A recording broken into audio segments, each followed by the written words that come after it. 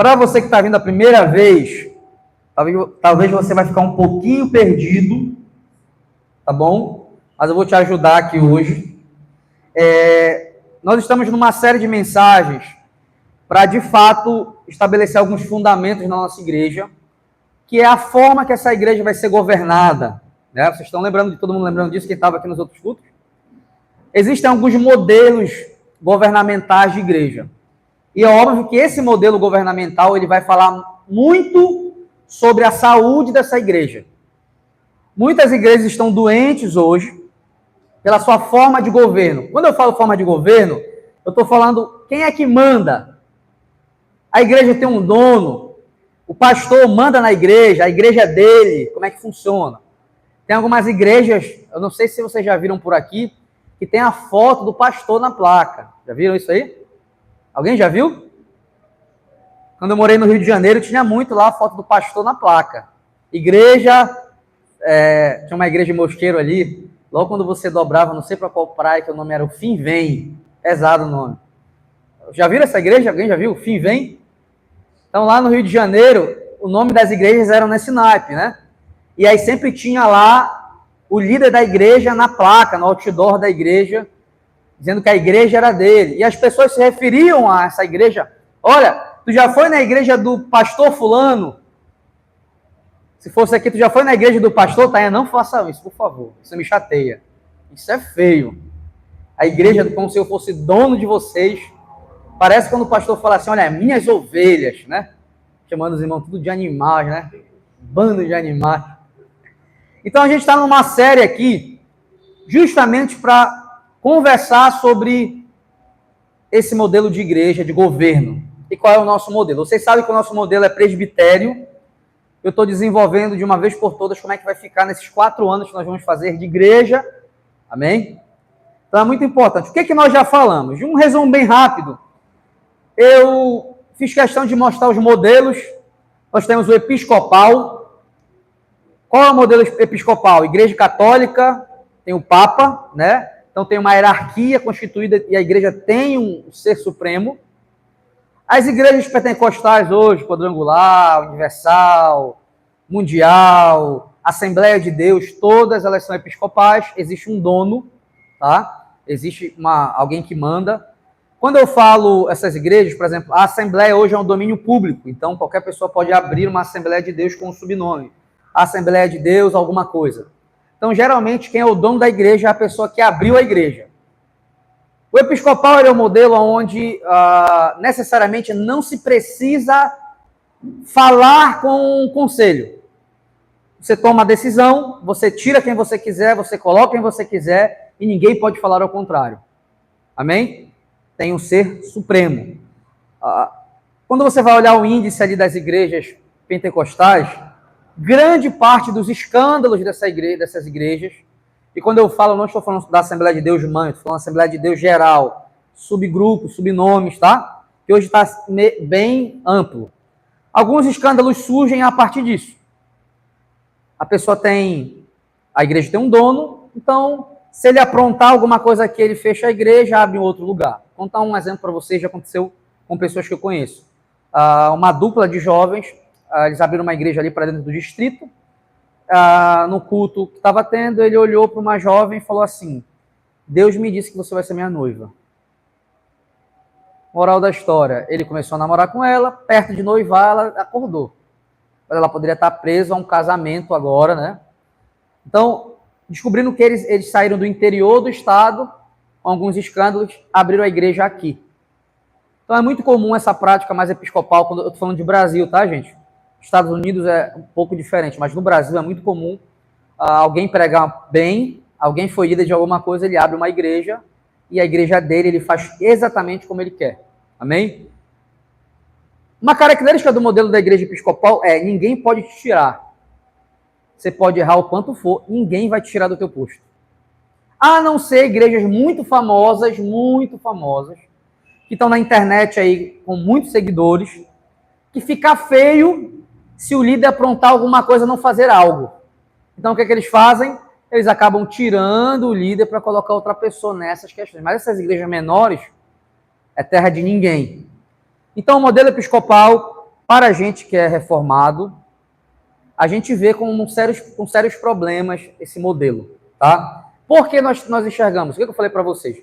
Porque na Bíblia, a Bíblia diz que quem é o cabeça da igreja é Jesus Cristo, ele é o dono. Automaticamente, quando alguém fala, eu sou o dono desse lugar, nós temos um problema sério ali, tá? Outro modelo que nós também falamos foi o modelo congregacional. Alguns irmãos reformados são congregacionalistas. Nós não optamos por ser congregacionais por um motivo específico, em situações graves, aonde nós vamos ter que expor pessoas em público. Vamos supor que, de repente, alguém vacilou aqui, teve uma queda grave, e nós precisamos tomar uma medida para que não se corrompa o ambiente da igreja. A gente trazer essa pessoa em público, expor ela em público, para que todos os membros possam saber o que está acontecendo, tem essas complicações jurídicas também. E o nosso objetivo, quando a disciplina eclesiástica acontece, não é humilhar ninguém. Outra questão do modelo congregacional é que, para que a igreja avance, todos os membros têm que votar. Então, geralmente, no modelo congregacional, existem muitas brigas e as igrejas se dividem. Vou te dar um exemplo. A maioria das igrejas batistas são divididas. Porque na hora da votação, começa eu quero isso, outro quer isso, não quer isso, a igreja se divide, metade sai e abre outra igreja. Não estou dizendo que isso é errado, o modelo congregacional é errado, tá bom? Mas eu estou falando que entre os três modelos eu vi bastante problema nesse outro por ter vindo desse modelo já em algum lugar. Eu já participei de igreja um pouco congregacional, um pouco episcopal, então eu sei um pouco como é complicado essa questão. Nós optamos pelo modelo de presbitério. Como é que funciona o modelo de presbitério? Nós precisamos ter um corpo de presbíteros, eles têm que estar capacitados teologicamente para poder votar sobre questões teológicas, correto? Nas questões teológicas, nas questões de queda, são homens preparados para entender se não está havendo um erro bíblico. Eu dei um exemplo para vocês bem claro. Por exemplo, quando a gente fala assim para alguém, quantos de vocês conseguem ler a Bíblia? Muitos de vocês não conseguem ler a Bíblia. Quantos de vocês conseguem estudar a Bíblia? Poucos conseguem estudar a Bíblia. Muita gente tem dificuldade para orar, e talvez você possa estar sentado aqui diante de mim e você passou a semana inteira sem ler a Bíblia e sem orar. Então é um cuidado que o modelo de presbitério tem de não trazer questões teológicas soltas para todo mundo votar se elas não estão nem estudando Bíblia. Então a gente optou por formar um corpo de presbitério que seja capacitado teologicamente, que ame estudar teologia para poder decidir questões teológicas. Amém? Questões que vão impactar na vida da igreja, correto? Isso não significa que a igreja não tenha participação, isso não significa que a igreja ela não seja ativa na vida da igreja, ela é ativa. Ela é ativa, ela participa, ela ajuda a igreja a progredir, mas em questões teológicas específicas nós precisamos de um corpo treinado para isso. Inclusive para tirar um pastor. Se perceber que um pastor está errando, pregando uma doutrina errada, tem que ter um corpo de presbitério responsável em analisar se o que eu prego aqui está correto. Por exemplo, por vocês gostarem de mim, de repente eu posso usar uma técnica aqui, começar a desvirtuar algumas coisas e todo mundo vai atrás de mim. Por quê? Porque vocês gostam de mim. Pelo menos assim eu acho, né? Espero que seja assim, amém? É assim que homens vão se infiltrar e vão perverter uma igreja. Então precisa ter alguém fiscalizando isso. Então, no modelo de presbitério, nós organizamos de que forma? Existe o presbítero docente, que a minha função hoje é aquele que vai se afadigar em estudar teologia. Então, eu gasto a maior parte do meu tempo lendo, estudando e analisando para poder direcionar teologicamente a igreja nas pregações, no nosso curso de membresia, futuramente no nosso seminário. Nós temos o presbítero regente, é o presbítero que vai ajudar em toda a organização da igreja. Ele mantém a teologia que é ensinada e pregada viva no seio da igreja. Tá? Então, ele ajuda administrativamente, ele pode dar aulas, ele pode visitar, como um pastor faz também, um presbítero docente, mas o objetivo dele é mais o campo de ação, né? É mais ali o bastidores, o dia a dia da igreja. Hoje, atualmente, quem faz essa função é o nosso irmão Antônio, que está lá atrás. Levanta a mão, por favor. Esse nosso irmão amado que ensina vocês, aconselha vocês. Ele conhece cada canto administrativo dessa igreja, ele abre, fecha a ata, ele o que tiver que consertar, ele que vai olhar e fazer e mobilizar todo mundo, ajuda na área das crianças, amém? E meu papel é fornecer toda a teologia necessária para que ele consiga fazer esse papel. Então ele me ajuda muito. Então atualmente, hoje eu estou aqui, eu praticamente me dedico completamente a aconselhamento bíblico e a vida teológica, amém? Isso me ajuda muito, porque quando eu chego aqui, já ajeitaram o telhado, já pintaram, quando eu chego já está tudo pronto. Outra coisa que é muito importante para mim, isso que me traz muita segurança, é eu não saber quem está dando dízimo e oferta. Isso aí ajuda muito. Então, geralmente existe um setor administrativo para isso. Então, eu não sei, o irmão falando, eu nem sei como é que está. Então, a gente até tem um conselho que a cada 2 meses tem que estar indo olhar o caixa da igreja para ver como é que está. Então, a gente optou por esse modelo, amém? Tem uma terceira figura também, que é o diácono. Quem é o diácono? Para algumas igrejas, o diácono abre e fecha a porta. É o primeiro a chegar e o último a sair. Aqui na Frondes, o diácono, ele vai ser aquela pessoa da área social. Temos irmãos desempregados, temos irmãos passando fome, temos irmãos doentes. É essa pessoa que vai ficar responsável em trazer para a gente essas demandas, ou ajudar e visitar. Precisamos ajudar alguém, é esse irmão que precisa conhecer cada membro dessa igreja para poder atender. Provavelmente é ele que vai te visitar, para saber como é que está a sua situação. Por exemplo, nós temos um irmão aqui que ficou desempregado. Você acha que está correto o irmão estar desempregado aqui, ninguém saber, ninguém fazer nada? Todo mundo aqui tem emprego, todo mundo aqui tem influências, todo mundo aqui pode ajudar. Esse irmão não pode passar fome, não pode acontecer da família dele não ter o que comer. Quem é que vai nos ajudar? O presbítero, o diácono. Né? O diácono, ele cuida tanto dessa área, como ele pode cuidar do patrimônio da igreja. Quando eu falo patrimônio da igreja, o que significa? Ele pode ajudar para que funcione o culto, os bastidores. Por que eu estou deixando isso claro? Porque em algumas igrejas, ele é o cara que limpa. Só isso. Apesar de ser uma função nobre, como é que a gente funciona aqui na nossa igreja? São irmãos que são voluntários que ajudam a limpar todo domingo aqui. Amém? São irmãos, então pode ser diácono, pode ser quem for, mas são irmãos que estão se voluntariando a servir nessa área. Eu vim de um contexto que os diáconos, eles faziam apenas isso. Então, o diácono era aquela pessoa que limpava, abria e fechava a igreja. E o diácono, biblicamente, é aquele que distribui ofertas para as viúvas. Vamos supor, surgiu uma viúva aqui. Uma irmã ficou viúva, não tem ninguém para ajudar ela, para sustentar ela. Tem 3 viúvas aqui. Esse irmão vai ser responsável pela distribuição do dinheiro para essas irmãs se sustentarem. Amém? Uma criança ficou órfã aqui, não tem ninguém para cuidar dessa criança. Esse diácono vai ajudar a gente conseguir uma forma de encontrar uma família aqui na igreja para essa criança, se não tiver nenhum amparo. Vocês estão entendendo? Ó, tem um irmão que está aqui, está doente, está acamado, não pode vir até a gente. Quem é que vai dar o suporte para esse irmão? Nosso diácono da igreja. Então, para ser um diácono, tem que gostar de pessoas, tem que gostar de ajudar pessoas. Quem é o diácono aqui? O diácono é aquela pessoa que, quando vê a dor do próximo, ela se importa. Sabe quando a pessoa, nosso irmão está doente, ela se importa, ela quer ir atrás, ela quer ajudar. É esse tipo de pessoa que é o diácono. Amém? Quem é o presbítero docente? É a pessoa que ama estudar coisas complicadíssimas que ninguém gosta de estudar. Mas não só apenas fazer isso, ele gosta de ensinar pessoas, ele gosta de ajudar pessoas a esclarecer as coisas. Amém? Ele explica quantas vezes for necessário. Outra coisa que ele gosta de fazer, ele gosta de aconselhar pessoas. Amém? Ele gosta de aconselhar, ele não tem medo, ele não foge do problema. Quem é o presbítero regente? O presbítero regente, ele tem que ser apto para ensinar, ele tem que ter um conhecimento bíblico, não precisa ser um conhecimento bíblico tão avançado como o do docente, mas ele tem que gostar de questões administrativas, ele tem que gostar de coordenar as coisas. Amém? Foi esse modelo que nós escolhemos, estou dando um resumão bem básico, mas nós já passamos desde Timóteo por cada função, todas as provas bíblicas. Eu já repeti várias vezes aqui para vocês, amém? Se você quiser escutar de novo, 1 Timóteo, capítulo 3, nossa pregação no YouTube, está tudo descrito lá. Tem também pregações depois dessa pregação também, que estão lá no YouTube. Mas aqui eu estou dando um resumo para quem está vindo a primeira vez hoje, amém? Aí no culto passado, eu comecei uma defesa mostrando o quê? Que nós acreditamos nesse modelo de presbitério, retrasado do passado, porque a Bíblia diz que Cristo é o cabeça da igreja. Então é Ele que manda, Ele que governa, é Ele que diz o que nós temos que fazer.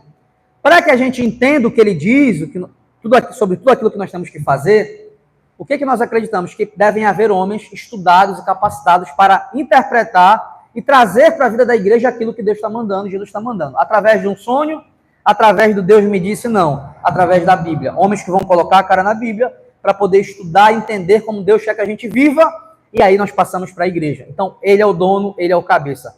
No modelo de presbitério, uma coisa interessante, não tem um dono, correto? Não tem um dono. O presbítero docente não manda mais que o regente não manda mais que o docente. Pelo contrário, um fiscaliza o outro.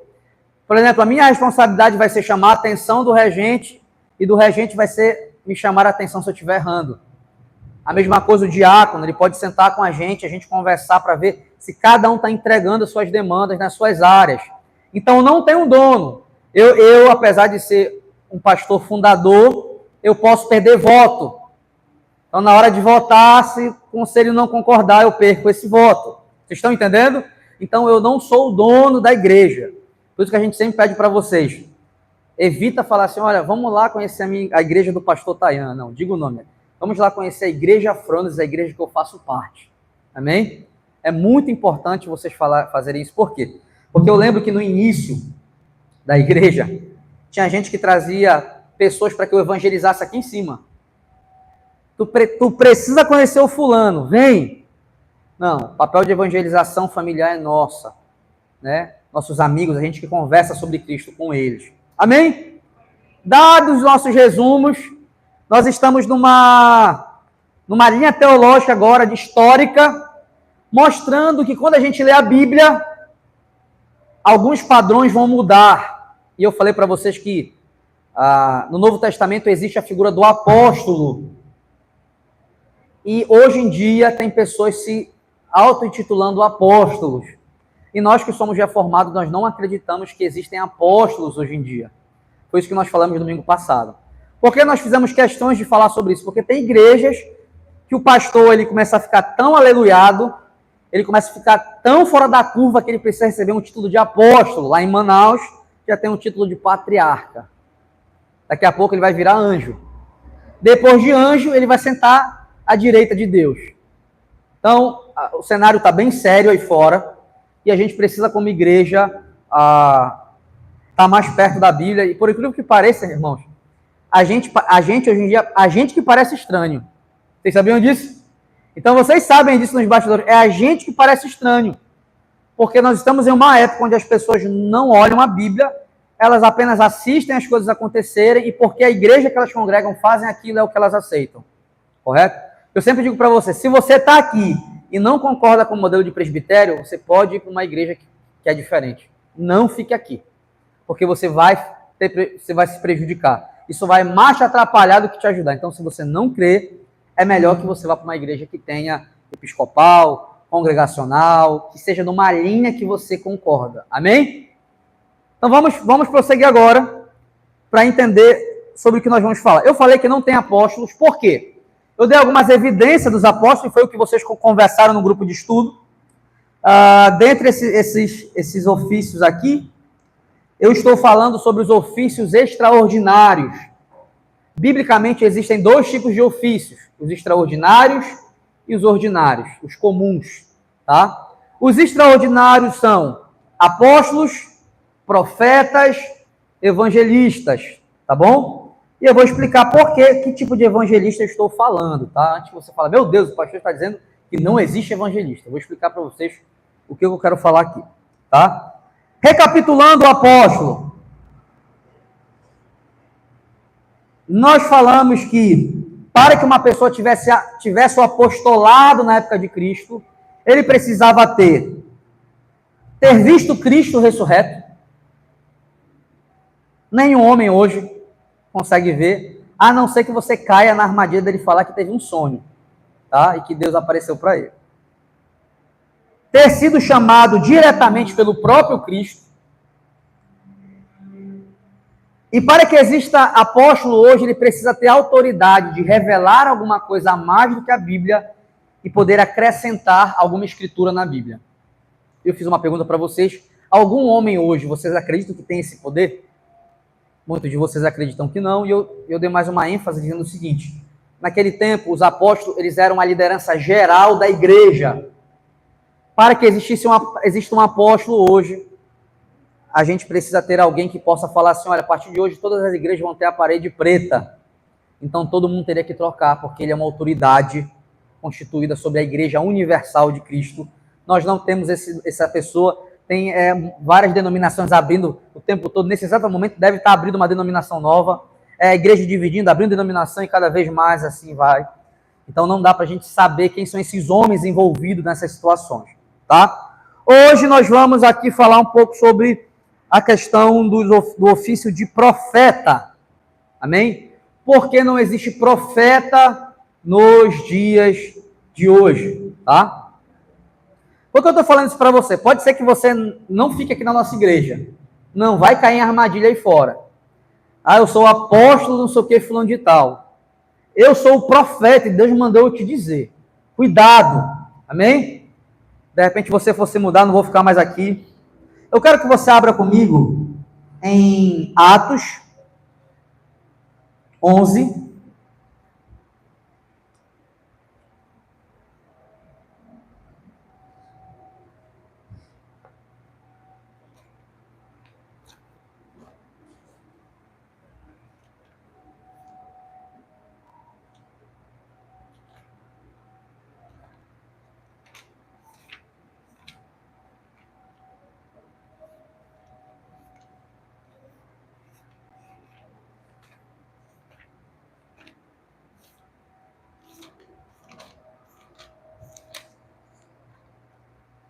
Quem achou, diga amém.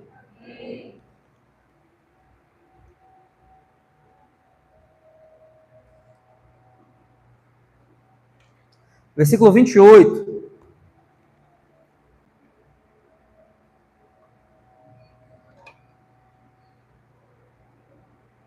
Quem achou, diga amém. Um deles, bora ler desde o 27. Naqueles dias, alguns profetas desceram de Jerusalém para Antioquia. Um deles, Ágabo, levantou-se pelo Espírito, predisse que uma grande fome sobreviria a todo o mundo romano. O que aconteceu durante o reinado de Cláudio. Tá? Isso aqui é um profeta no Novo Testamento. Então, eu já vou começar por aí, porque na hora que a gente fala que não existe profeta, vão abrir esse texto aqui para você, tá bom? Uma coisa que eu quero que vocês tenham na mente de vocês. Nós que somos reformados, nós acreditamos que o modelo correto de ler Bíblia não é esse que nós estamos lendo aqui.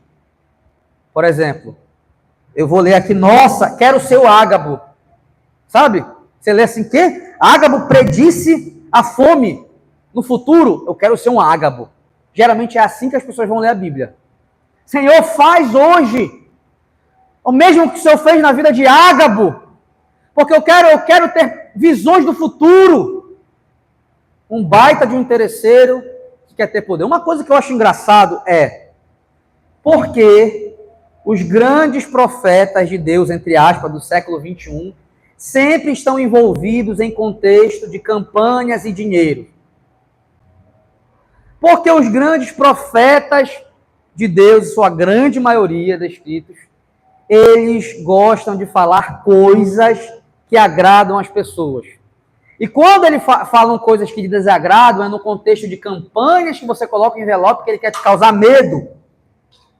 Tem uma coisa bem interessante. Tem um profeta aí, se eu não me engano, da África do Sul. Eu não vou me lembrar o nome dele. Mas ele é um cara que veio no Brasil, trouxe uma multidão, ele faz grandes milagres na África. Se você vê a mansão do profeta, é incrível. Por que eu estou falando desse cara? Eu vou mandar o nome dele no grupo da igreja lá. Ele é meio respeitado hoje em dia.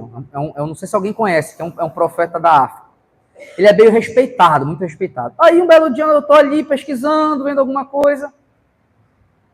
Eu me deparo com a casa desse profeta. Mas é uma casa que nem artista de cinema brasileiro tem. Nem a toda a Globo tem. É um casarão. Eu me pergunto, meu Deus do céu. Esses homens são extremamente diferentes dos profetas do Antigo e do Novo Testamento.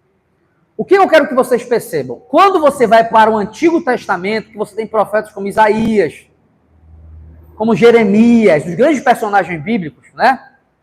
Pensa nos profetas que sofreram. Não tem vida de regalia, todo mundo odiava eles. Olha que coisa interessante. As pessoas tinham um sério problema com o profeta, porque o profeta no Antigo Testamento é levantado sempre para anunciar o caos. Completamente diferente dos profetas de hoje em dia. Esses profetas de hoje em dia têm muito dinheiro, eles são estrelas. Quando você vai para o Novo Testamento, você encontra também profetas no Novo Testamento. Só que o que você vai encontrar? Já é um profeta diferente. O que nós acreditamos como reformado? Que a Bíblia segue uma cronologia histórica. Presta atenção. Você vai perceber que de Gênesis até o último, vamos tirar Apocalipse, você vai perceber que a sociedade vai mudando, a cultura vai mudando, a tecnologia vai mudando, cada vez mais a linguagem da Bíblia vai se tornando mais clara. Então você tem o Antigo Testamento ali, uma galera que inventou a escrita recente, daqui a pouco você já tem um momento no Novo Testamento que tecnologias estão sendo desenvolvidas. Então, cada vez mais, biblicamente, a comunicação da Bíblia é clara. Cada vez.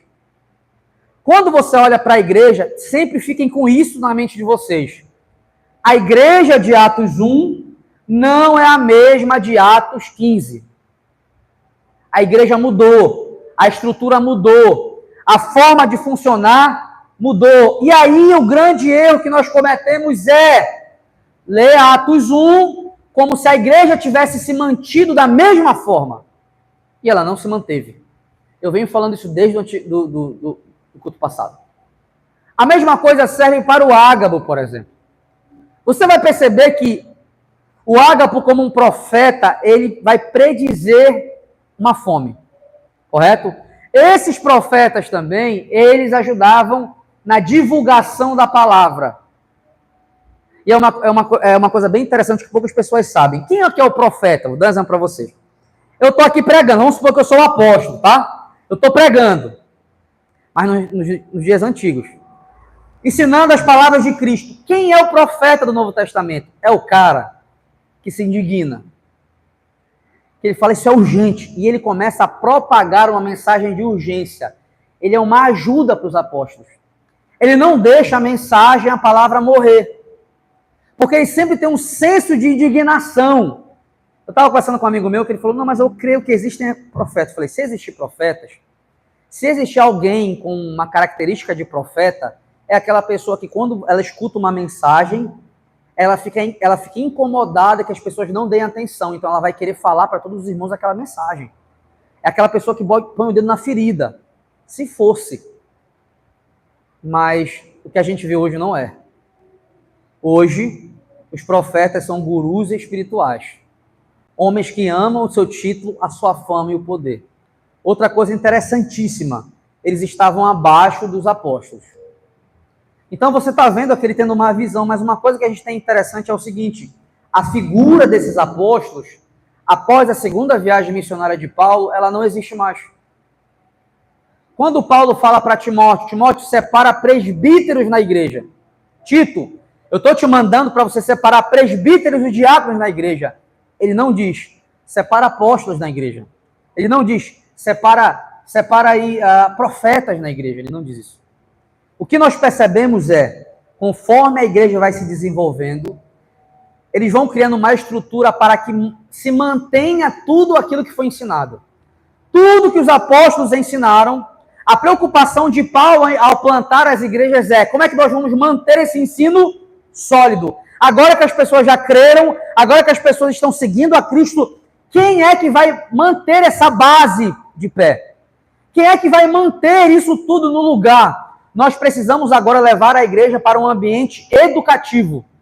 Um ambiente onde a gente possa estruturar, treinar pessoas, capacitar pessoas, para que a nova geração que venha solidificada numa base de ensino. Por quê? Porque nenhum homem no Novo Testamento é autorizado, a não ser os apóstolos, nenhum homem é autorizado a inventar doutrina. Nenhum homem é autorizado a colocar e acrescentar nada a mais. Então, nós que somos reformados, nós acreditamos que nós não temos que revelar nada novo, Não existe nada para se acrescentar. Tudo que nós precisamos está escrito aqui. O que nós precisamos agora são homens e mulheres que estejam dispostos a colocar em prática e a propagar educação. Ensinar o que os apóstolos ensinavam. Então você vai ver a igreja se desenvolvendo cada vez mais.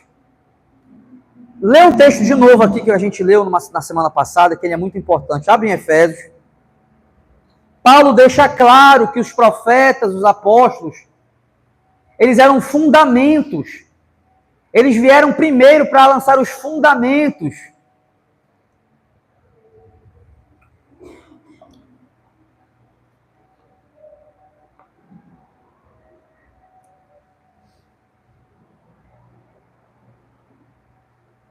Você vai abrindo 2:20.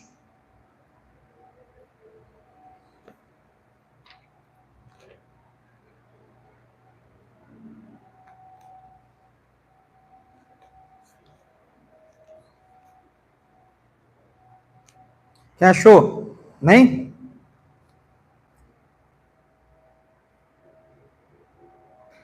Edificados sobre o fundamento dos apóstolos e dos profetas. Vamos continuar aqui. Tendo Jesus como pedra angular, na qual todo edifício é ajustado e cresce para tornar-se um santuário santo do Senhor.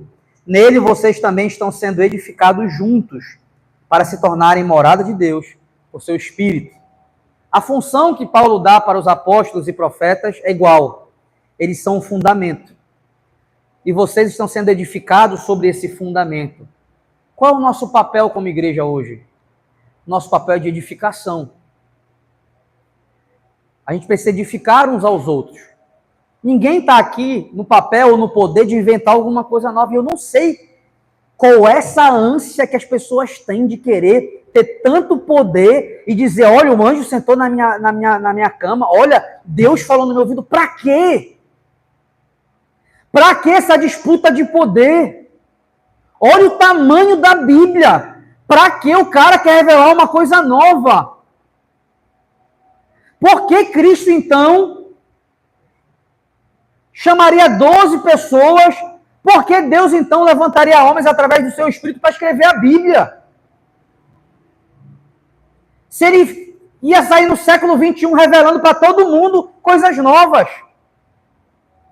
Mas você pode estar me escutando e pode estar falando, não, mas você está colocando Deus numa caixinha. Você está colocando Deus numa... Nós não podemos colocar Deus numa caixinha. Mentira. É você que está defendendo a sua irresponsabilidade bíblica de leitura e usa essa desculpa. Na grande maioria é isso. Se eu chegar aqui com alguém e falar assim, qual é o padrão de homem bíblico? Metade dos evangélicos brasileiros não sabe dizer. Qual é o papel de uma mulher bíblica? Metade das evangélicas não sabem dizer. Mas é o mesmo Deus que revela no ouvido deles. Deus usa o seu Espírito, vou repetir o que eu falei no culto passado, Deus usa o seu Espírito para levantar homens ao longo da história, para capacitar homens para escrever as Escrituras. Para no século XX ele falar assim, não lê não, porque eu vou revelar. Deus é muito esquizofrênico. Porque eu não sei, porque ele fez tudo isso para no final ele falar no ouvido do profeta. O que é que nós acreditamos como reformados? Que Deus ele vem levantando homens enquanto o desenvolvimento da Bíblia vem acontecendo. Ele vem fazendo teofanias. Muito crente é doido por teofania. O que é teofania? São essas aparições da divindade, essas coisas esotéricas que alguns falam que é divina, mas é esotérico. No Antigo Testamento era o anjo que aparecia para falar com Abraão. Deus numa sarça ardente. Sabe? A voz de Deus falando com o profeta audivelmente. Isso são teofanias. Só que nenhum desses homens tinha toda a capacidade de informação que você tem na mão agora aí. Moisés, cara, ele não tem toda a capacidade teológica na mão, escrita ainda. Como é que ele ia saber que ele teria que servir Deus? Na época de Moisés se contavam histórias orais. sobre o Éden. Como é que o Moisés ele ia ficar no Egito com toda a sua teologia, vamos assim dizer, entre aspas. O que Deus tem que fazer com ele? Aparecer numa sarça ardente, uma árvore que tocava fogo e não queimava a árvore. Deus precisa fazer prodígios e maravilhas para que as pessoas pudessem entender quem ele é. Hoje, olha a quantidade de informação que nós temos para conhecer quem Deus é. E nós não queremos ler. Nós não queremos estudar. O que eu não entendo é como é que esses profetas têm atitudes irracionais que a Bíblia, que o Espírito Santo, que tanto fala no ouvido deles, escreveu. Como é que esses homens falam de vingança? Tem uma gravação, por exemplo, de uma das maiores heresias que existe na face da Terra, que é um livro chamado Bom Dia, Espírito Santo, que eu lia e fazia tudo o que ele mandava, né, quando eu era adolescente. Mas uma das piores heresias que tem é o Benihí. Ele veio no Brasil e falou assim: aquele que tiver contra o meu ministério está amaldiçoado agora. Como é que esse mesmo Espírito Santo que mandou ele falar isso é o mesmo Espírito Santo que escreveu na Bíblia que não é para fazer isso? Como é que fecha essa conta? Eu tive nesse meio. Porque esses profetas, quando você olha para os impulsos deles, carnais, são sempre aflorados. São sempre brigões, ignorantes, mentirosos. É eu que estou colocando o Espírito Santo numa caixa? Porque eu quero ficar lendo Bíblia e seguir o que a Bíblia diz? Não. Quem está colocando o Espírito Santo numa caixa são esses falsos profetas que acham que trancam ele dentro do quarto e fazem o que quiser com o nome dele. Isso é mentira. Vamos ser melhor então. Vamos supor que existem profetas. Da onde vem essas práticas? Da onde vem esse palavreado que os profetas não usavam? Me diz na Bíblia qual foi a hora que aparece um profeta falando assim, pregando aqui. Fala, papai, fala. Fala, Senhor. O quê? Vou dizer, pai. Vou dizer. Onde é que está na Bíblia isso?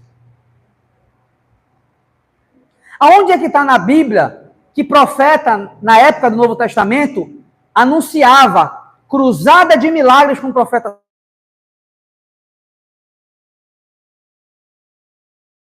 Estrela. O profeta não era rico. O profeta servia as pessoas na comunidade cristã. Para o bem das pessoas da comunidade cristã. Tu quer que exista profeta? Então pega o padrão de profeta bíblico e que seja igual. O profeta é a pessoa mais chata da Bíblia. Ninguém gostava do profeta. Só deixa eu falar contigo assim, olha, tu não vai casar. Fala pro profeta assim, tu não vai casar. A pessoa fala pro profeta, tu vai profetizar e ninguém vai entender o que tu está dizendo. Mas eu quero que tu fale assim mesmo. Esse é o naipe de profeta. Eles não têm vida fácil. Eles vão falar aquilo que quase ninguém tem coragem de dizer. Não tem um profeta igual. Porque quando o profeta, do dia de hoje, ele fala alguma coisa, porque eu falo é mesmo, ele é rico. De onde vem o dinheiro dele? Das campanhas. Então, como é que eu quero que vocês interpretem a Bíblia para vocês entenderem melhor? Não adianta você falar, tem apóstolo porque eu vi o fulano fazer tal coisa. Tem que ser o pacote completo. Porque eu vi o fulano fazer milagre. O que Cristo falou sobre os falsos mestres nos últimos dias? Que eles fariam o quê? Milagres. Então, fazer milagre, entre aspas, porque eu estou muito tempo nessa vida. Minha mãe chegou a me levar lá do lado da Hipersol. Era Chevrolet que tinha lá. Tinha um terreno baldio do lado. E o da Mundial, Valdomiro, no auge dele, foi lá. Foi lá. Fazia milagre só de passar a mão. Eu estava lá, eu e minha mãe, pequenininho. Para ver se era verdade. Minha mãe me levava nesses lugares. E eu vi a gente levantando a cadeira, eu vi um monte de coisa acontecendo. Mas eu não conhecia ninguém. Não sei depois para onde essas pessoas foram, o que era que aconteceu, não sei te falar.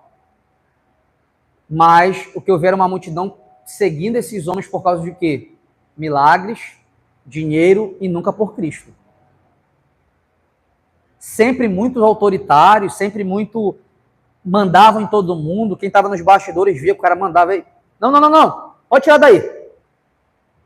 Nada igual ao perfil de profeta apostólico. Profeta não tem fama, profeta não é amado e profeta sempre fala o que é mais difícil. No Novo Testamento nós já temos um profeta um pouco mais emagrecido. O profeta aqui, Ágabo, ele aparece uma vez prevendo uma fome. Vocês estão entendendo? Prevendo uma fome. São esses cuidados que nós temos que ter.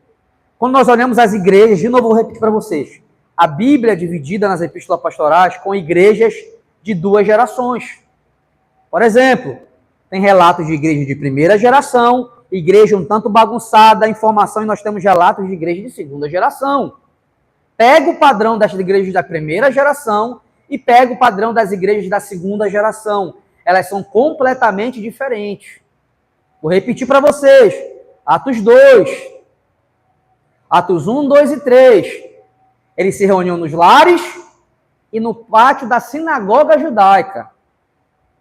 Atos 15, 14, 15, já tem presbítero, já tem um conselho para votação, já tem diácono, e eles não estão mais no pátio da sinagoga. Eles estão encontrando lugares, casas maiores para que a igreja tenha uma igreja com 20, 30, 50 pessoas. Paulo começa a viajar e começa a ensinar pessoas durante 1 ano e meio, 2 anos, o evangelho para poder deixar igrejas fundamentadas. Depois Paulo faz uma segunda viagem missionária, já agora com novos trabalhadores, e manda ele para supervisionar e levantar liderança. Olha que coisa interessante. Então, eu não posso ler esse texto. Ágabo profetizou, lá vou eu profetizar. Aí acontecia porque eu via amigos meus falando assim, cara, eu vi o Ágabo, quero ser igual o Ágabo. Dava 3 meses depois, o cara levantava no meio da pregação do culto profetizando. Esse profeta africano fez um vídeo ontem, falando assim, acho que foi anteontem que eu vi. Eu profetizei em 2005 que teria uma guerra nuclear entre Irã e Israel. Aconteceu agora e desde o livramento, 2008. Então assim é fácil, lança, quando acontecer tu espera. É óbvio que vai ter guerra.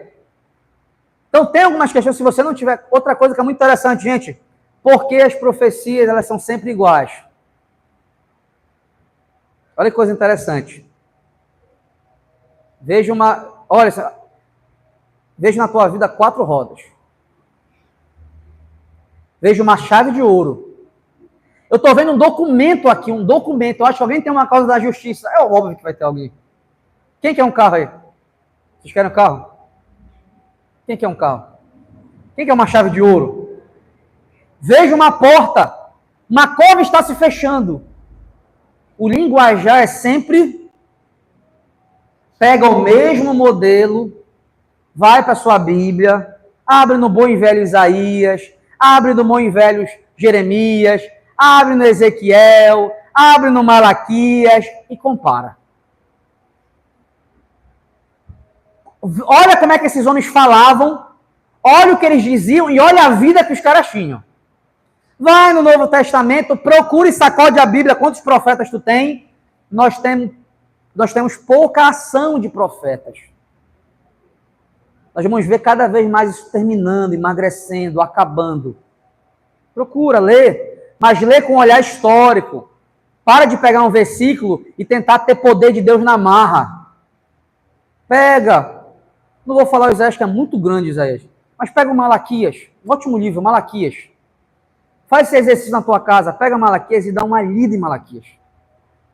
Olha quem era esse homem. Olha o Joel. Ninguém quer ser o Oséias.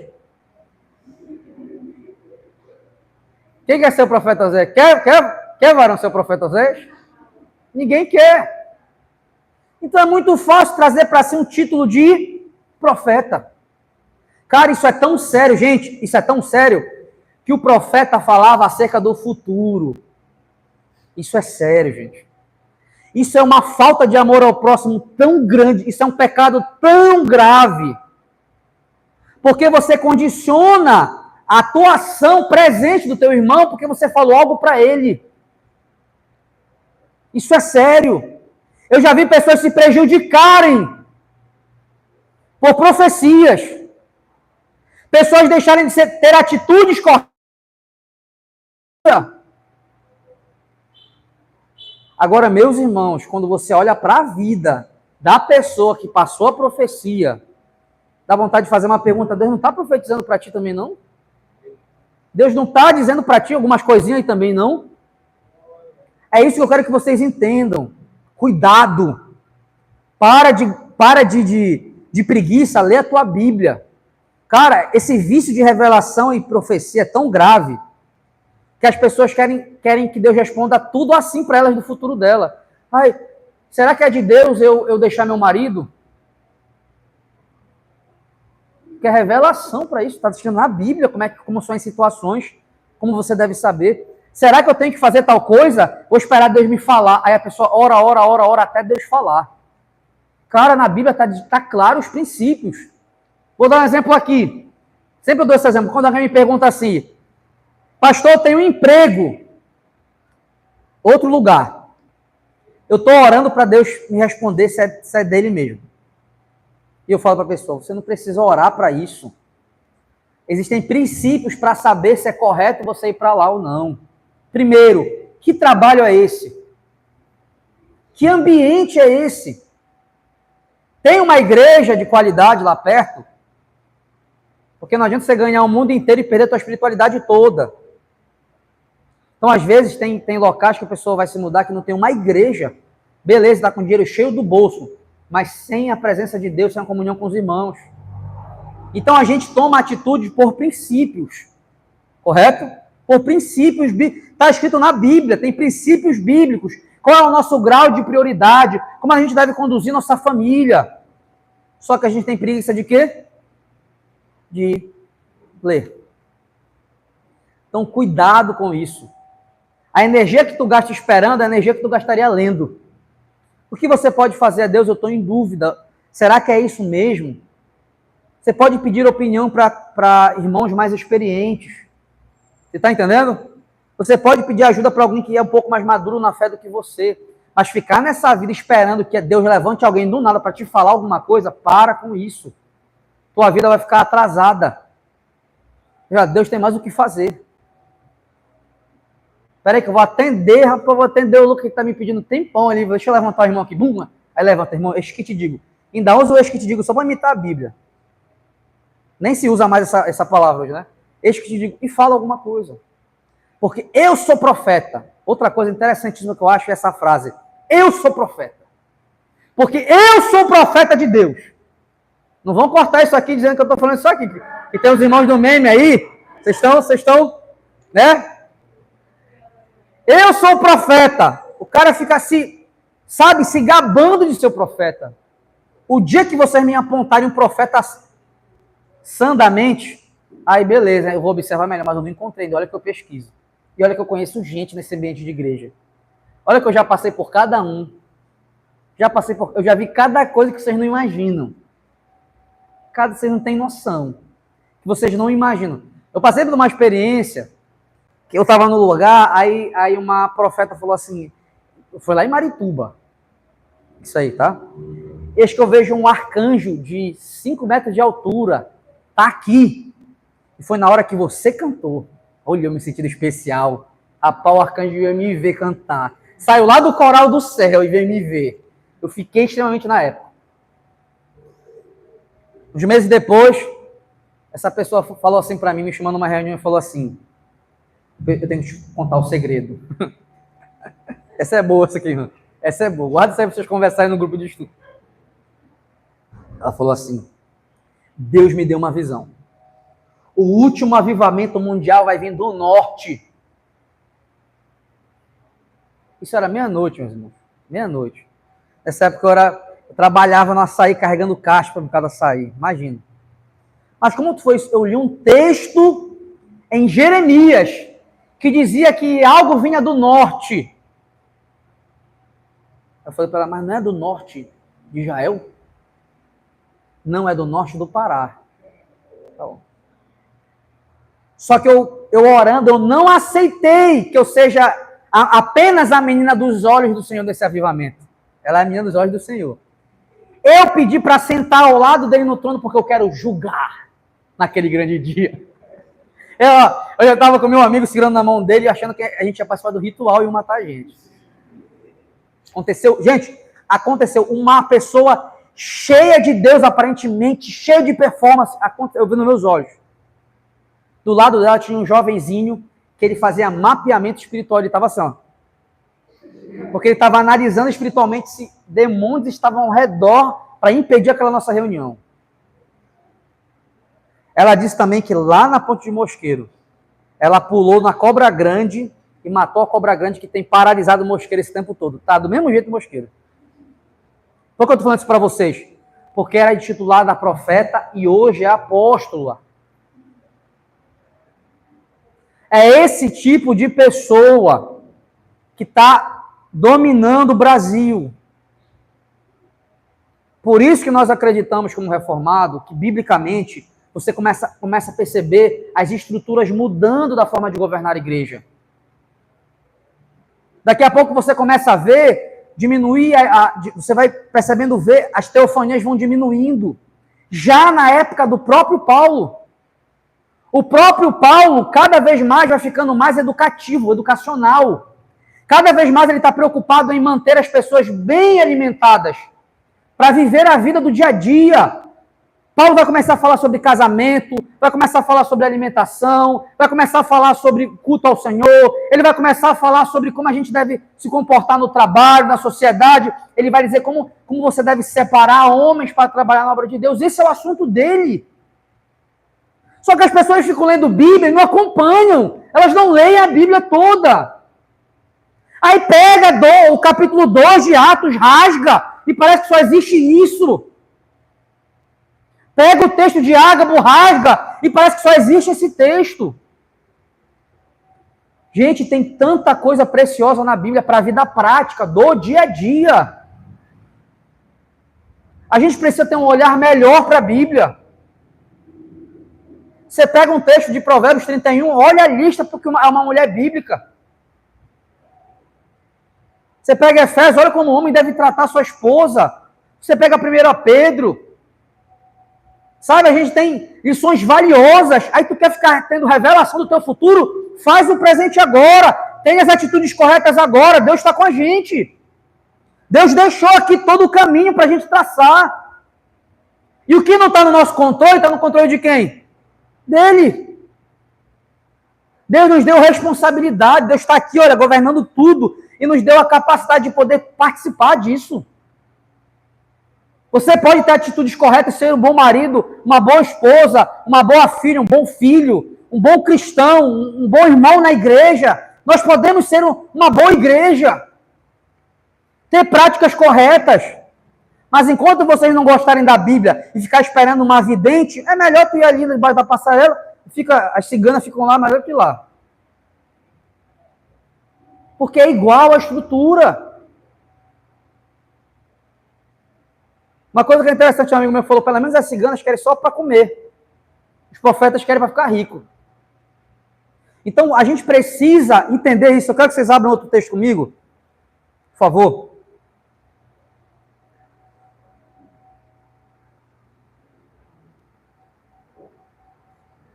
Pode abrir no Atos 21, 10.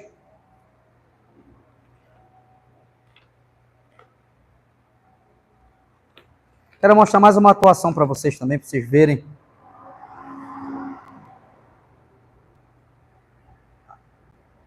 Amém?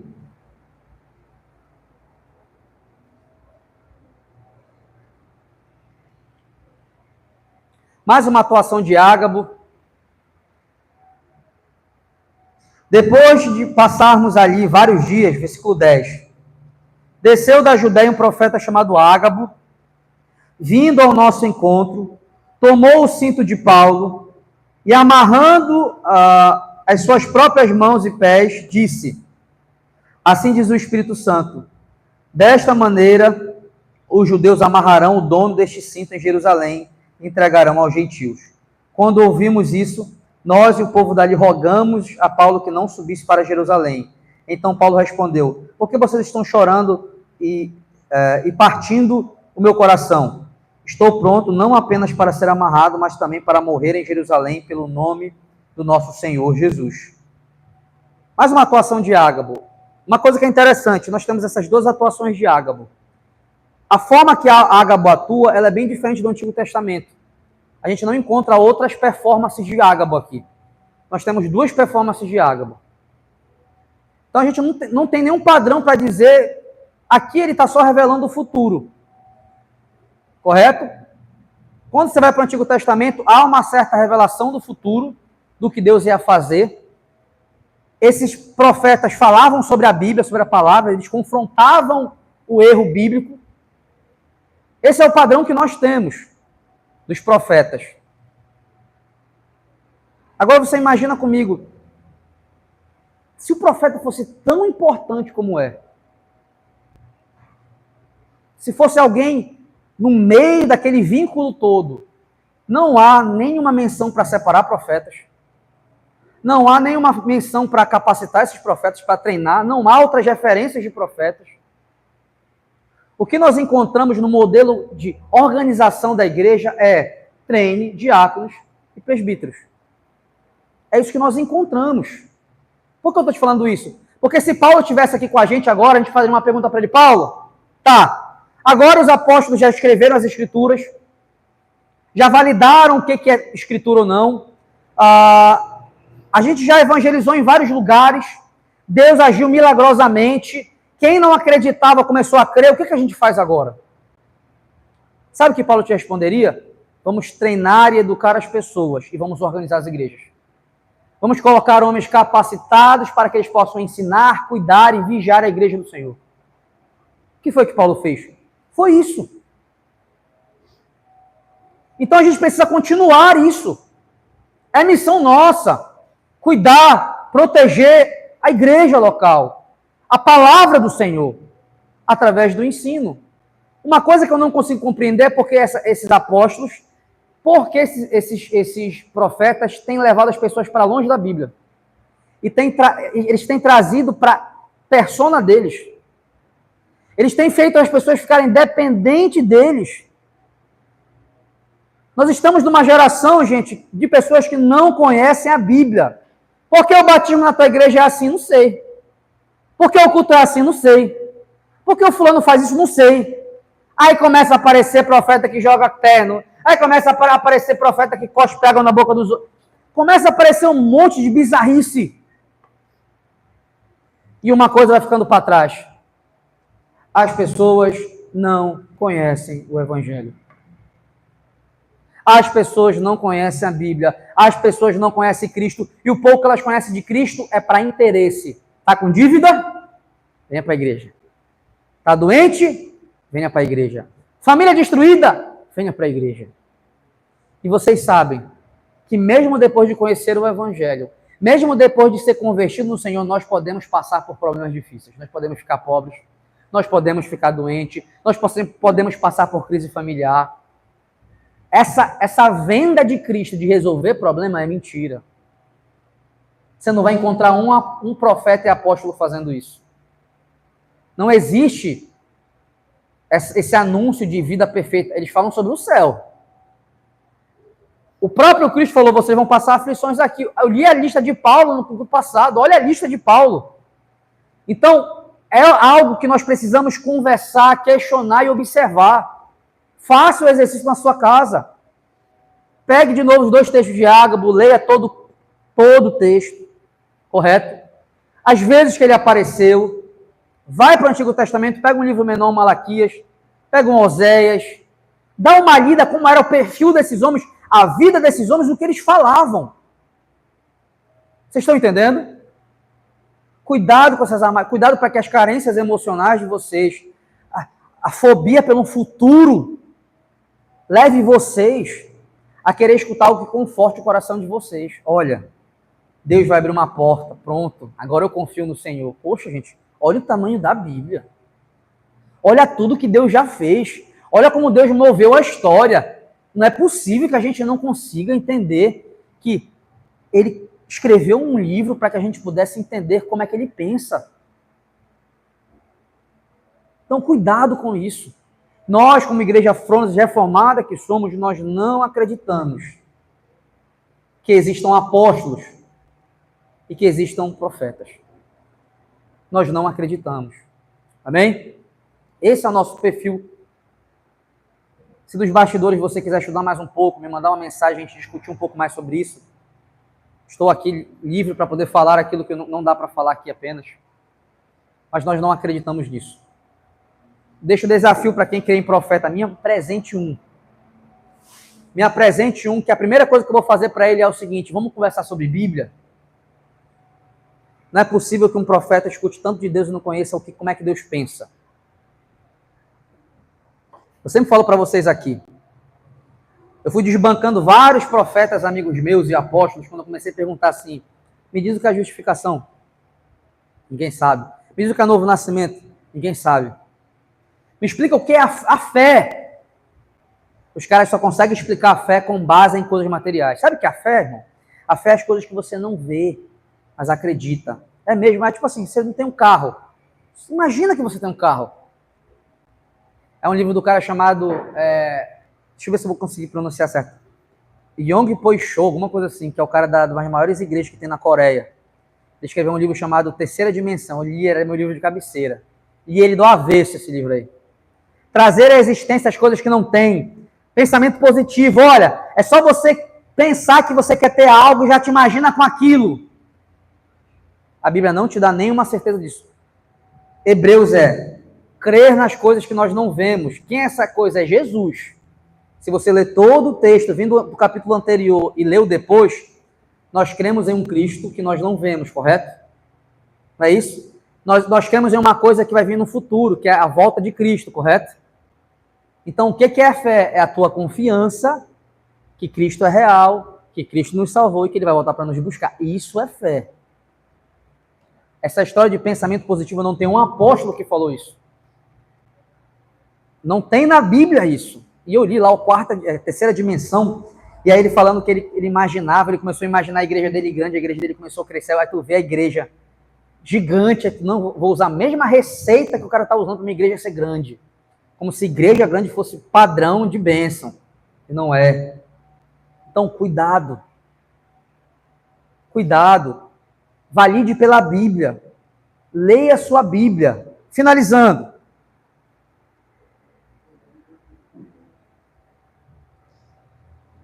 Os profetas do Novo Testamento, eles atuavam em contextos locais, recebiam revelações parciais, não normativas.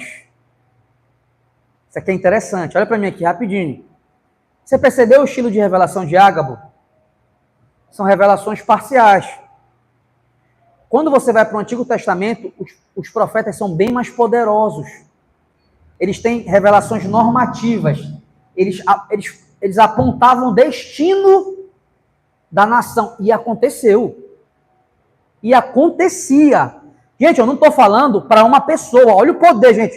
Eu não estou falando que o profeta chegava e dizia: olha, a cova está aberta para ti. Não é isso. O cara falava sobre uma nação.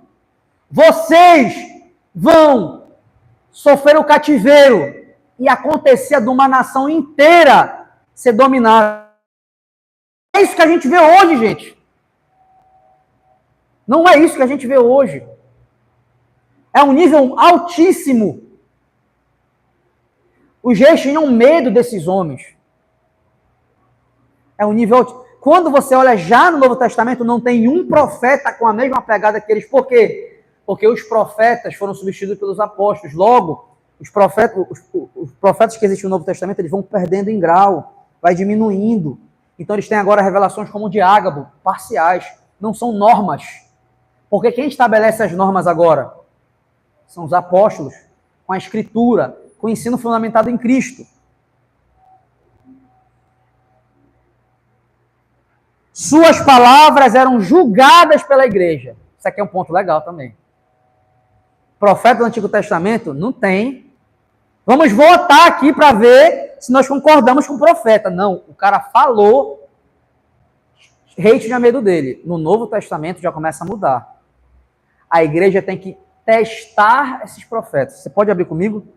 1 Coríntios 14. De novo, o cenário vai começando a tomar uma forma diferente. Aí o cara lê Isaías, Jeremias, ele acha que ele é o Isaías. Se no Novo Testamento já não tem um cara como Isaías, já não tem um cara como Jeremias, aí o cara aqui em Belém do Pará leu e vai achar que é igual a Isaías. Ele vai achar que tem o mesmo poder. E não é. Já no Novo Testamento já não é. Vocês abriram 1 Coríntios?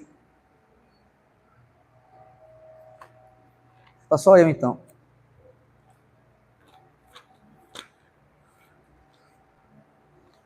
(14).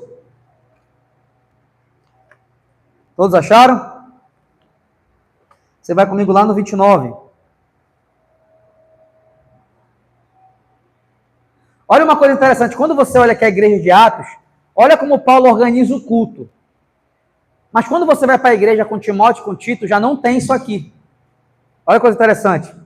Tratando-se de profetas, fale 2 ou 3, e os outros julguem cuidadosamente o que foi dito. Se vier uma revelação a alguém que está sentado, cale-se o primeiro. Primeiro vocês todos podem profetizar, cada um por sua vez, de forma que todos sejam instruídos e encorajados. E há sérias questões aqui. Muitos estudiosos dizem que quando nós falamos sobre profetizar, eram pessoas que pegavam as palavras, os ensinamentos pregados e exortavam as pessoas em público. Vou te dar um exemplo de como é que funcionava isso. Vamos supor que eu estou pregando. Eu comecei a pregar, sabe o grupo de estudo? Vamos supor que eu estou aqui dando uma palavra. De repente, eu acabei de falar sobre pecado. Correto? Tinham homens e mulheres reunidos ali, correto? Tinha profetas que se levantavam, que eram pessoas que traziam o senso de urgência. O Nicodemos tem um livro chamado Profetas e um livro chamado Apóstolos. Tá? O livro chamado Apóstolos ganhou até o prêmio em 2012 de melhor livro, de melhor tese teológica do Brasil. É a dissertação de doutorado dele. Para vocês que nunca leram o Nicodemos ele é bem simplista quando prega, mas no livro ele é bem... Então é uma tese de doutorado, um livro muito bom. Apóstolos, ele vai falar sobre todos os apóstolos do Novo Testamento e os superapóstolos que eu li para você no último culto, mas para ele pesquisar sobre apóstolos, ele teve que pesquisar sobre profetas. Então a pesquisa de doutorado dele, ele transforma no livro Profetas. E ele vai citando alguns especialistas de Antigo Testamento e Novo Testamento, que dizem o seguinte, o perfil de profeta do Novo Testamento, ele é bem diferente do Antigo. Porque eram pessoas que se moviam como aconselhadores. Eram pessoas que traziam pontos de vista. Então, por exemplo, eu estou pregando aqui sobre pecado, era dada a oportunidade para 2 ou 3 pessoas poderem botar pontos de consideração. Então, ele levantava e falava, irmãos, isso é muito sério o que está acontecendo. Nós não podemos brincar com isso. Olha, está acontecendo isso. Eram pessoas que reforçavam o ensinamento bíblico. Eles sempre estavam com urgência. Vou dar exemplo. Sabe quando eu estou pregando aqui agora? Tem 2 reações diferentes. Tem um irmão que quando escuta a pregação, tanto faz. Ele escuta, dane-se, da segunda-feira ele não lembra de nada. Tem aquele irmão que ele escuta que foi pregado, ele vai encher o saco de todo mundo. É aquele irmão, grupo de estudo, ele vai falar tudo que o pastor falou. Porque o pastor, é isso, ele vai encher a paciência dos irmãos. Vocês não estão lendo Bíblia, vocês não estão vivendo. Ei, tá bom. É aquele irmão que está sempre indignado. Esses eram os profetas. Eram os caras que eram indignados e colocavam o dedo na ferida. Então, os estudiosos dizem que esse padrão de profeta era um profeta que predizia o futuro de forma parcial e não normativa. Como ele falou, Paulo, vão te amarrar ali e você vai ficar preso. Não é doutrina, não é normativa, não é o destino de uma nação, é uma pessoa. Mas também eram homens que estavam sempre ajudando a pregação dos apóstolos. Podia alguém esquecer a pregação dos apóstolos, mas o profeta não deixava. Ele enchia a paciência das pessoas. Ele conversava com aquela pessoa que encostou do teu lado aqui, já está falando que o pastor pregou no domingo. Encosta do teu lado, já está falando de Jesus. Já tá dizendo, cara, a gente precisa orar mais, a gente precisa buscar mais a Deus. Essa pessoa que tem um senso de urgência, os estudiosos dizem que é o profeta do Novo Testamento. Então, que não é considerado um ofício mais nas igrejas de segunda geração. Não era constituído, não era separado. Olha, você é separado para profeta. Olha, o profeta tem que ter essas características, essas características, essas características. Não tem na Bíblia. Tem característica para apóstolo, tem característica para presbítero, tem característica para diácono. Eu já sei que nenhum pega na característica do apóstolo hoje em dia. Então não tem. Agora eu vou te falar assim, para ser profeta, qual é a característica? Qual a característica do Novo Testamento para a igreja de hoje? Onde é que está a característica dele? Nós temos a característica do profeta do Antigo Testamento, que quem substituiu ele? Os apóstolos. Porque a Bíblia diz, Paulo fala, era o fundamento.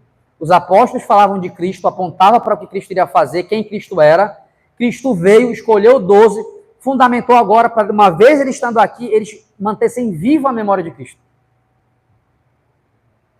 A pergunta que fica é, cadê o padrão do Novo Testamento para separar um profeta? Eu não posso separar um profeta, porque eu vou dar autoridade para um homem falar numa nação? Eu vou deixar aqui um vidente para falar o futuro para os irmãos. E outra coisa, é uma coisa que é interessante. Quando você vê Ágabo falar uma vez sobre uma profecia e uma segunda vez, são 2 vezes. Se ele vivesse hoje em dia, você não ia querer que ele falasse só 2 vezes. Você ia querer que ele fosse uma metralhadora de futuro. Não é como a gente está achando. Não é igual, gente. Vocês estão entendendo? Não é como você... Eu fiz parte dessa denominação. Eu e minha mãe, quando eu era mais novo, tinha uma denominação que se você não tivesse o dom de revelar, você não podia pregar. Toda vez depois do culto, depois da palavra, acabava a palavra e começava as revelações. Eu vejo 2 copas abertas. Quem aí? Levanta a mão. Você, vem aqui na frente. Eu vejo 4 rodas de um carro. Quem é? Levanta a mão. Você, vem aqui na frente. Eu falava para minha mãe, se Deus revelou para ele, por que ele não fala quem é a pessoa? Eu perguntei isso a minha mãe uma vez. Por que tem que levantar a mão se Deus já falou para ele quem é? Aí a mãe falou, meu filho, não sei, eu acho que na hora que a pessoa levanta a mão, Deus brilha uma luz na cabeça da pessoa. Na época. Vocês estão vendo como são as coisas? Então, meus irmãos, nós não cremos que existem profetas. São 8h09, nós vamos encerrar. Deixa eu ver se tem mais algum texto só para contextualizar. Nós temos aqui só algumas citações importantes. Profeta no Antigo Testamento falavam com autoridade infalível e normativa. Vou repetir. Profeta do Antigo Testamento falava com autoridade infalível e normativa. O que significa isso? Ninguém peitava ele. Profeta no Novo Testamento estavam subordinados aos apóstolos. Já é um profeta mais num grau menor. A profecia no Novo Testamento é transitória, parcial e sujeita a exame comunitário. Se alguém falar no meio de vocês, teste para ver. Uma coisa que é interessante, porque alguns estudiosos falam que o profeta no Novo Testamento ele era o que colocava o dedo na ferida a respeito dos assuntos, mas também ele predizia o futuro, porque no texto de Coríntios que nós lemos, ele fala o seguinte, se 1 ou 2 levantar para falar, espere um de cada vez. Mas se tiver revelação, tem que ser testado. Vocês percebem aí que ele fala? Os profetas não só apenas revelavam o futuro, eles faziam alguma outra coisa. Então, vários estudiosos dizem o seguinte, ele também falava, dando um reforço na pregação, é como se fosse um grande grupo de estudo, sabe? Que eles faziam na época. Só que quando você vai para as igrejas de segunda geração, você já vai perceber que agora Paulo manda separar pessoas. Então, meus irmãos, nós estamos seguindo o modelo de Paulo que ele deu para as igrejas de segunda geração. Separa homens assim, as mulheres têm que ser assim, os homens têm que ser assim, os oficiais têm que ser assim. Por quê? Porque toda a informação nós já temos aqui agora. Qual é o nosso papel? Propagar, praticar. Esse é o nosso papel. Em vez de querer revelação, em vez de querer ser profeta, é bom você querer propagar e praticar a Bíblia. Amém? Vamos orar? Vamos ficar de pé?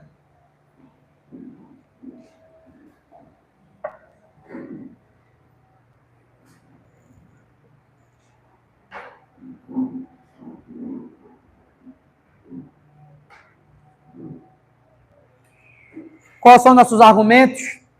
A Escritura é o suficiente. Nós não precisamos. Ela é suficiente para repreender, para ensinar, para confortar. A igreja não necessita mais de profetas para ser orientada, porque nós já temos um livro para nos orientar. Os reformadores, os puritanos e os presbiterianos históricos condenaram a pretensão de qualquer profeta moderno.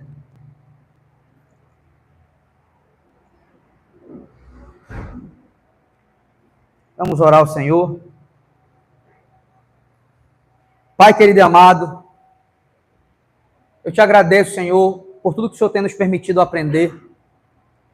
Eu oro por essa igreja, pelos visitantes que estão aqui, que a gente tenha respeito pela Bíblia, que essa gana no nosso coração de querer ser muito usado, querer ter muito poder, que o Teu Espírito possa revelar o quanto nós queremos, Senhor, holofote, porque a glória é totalmente a Ti. E não tem nada mais glorioso do que sermos uma igreja humilde, com a Bíblia na nossa vista, para que a gente possa Te obedecer. Pai, que a gente nunca se perca, querendo ter gurus espirituais, querendo dar glória aos homens, querendo ter um futuro fácil, que o Senhor possa nos ensinar através do Teu Espírito a viver o presente, a obedecer, a confiar no Senhor, a falar com o Senhor, porque eu tenho certeza que se a gente colocar em prática o que a Tua palavra diz, o nosso futuro, ele está sendo guardado por Ti. E não nos deixe cair nessa infantilidade, Senhor, de confiar na palavra de homens que a gente nem conhece. Homens que não têm vida transformada, homens que não têm o Espírito de Deus. Que a gente possa confiar na Bíblia e não em seres pecadores, como nós somos. Nos dá uma mente correta, nos dá um coração correto. Eu te apresento a Frônesis. Por favor, Senhor, nos ajuda a nos manter no trilho. Traz cada dia mais pessoas dispostas, Senhor, a viver a Escritura, a dar a glória completamente ao Senhor e a sair de qualquer holofote. E cada vez o Senhor possa levantar colaboradores com esse pensamento e trazer pessoas com esse pensamento. Muito obrigado por essa igreja. Muito obrigado por nos dar a honra de poder Te cultuar, Senhor. Muito obrigado. É mais um domingo que nós chegamos aqui para a honra e glória do Teu nome, pela graça de Cristo Jesus. Muito obrigado, Senhor, que o Senhor possa levar todos para os seus lares, convictos da sua fé, guardados e protegidos. É o que nós pedimos em nome de Jesus Cristo. A igreja diga amém. Aplauda o Senhor. O culto está encerrado. Obrigado, Senhor. Não sai sem dar um abraço no seu irmão. Amém? Sem falar com ele.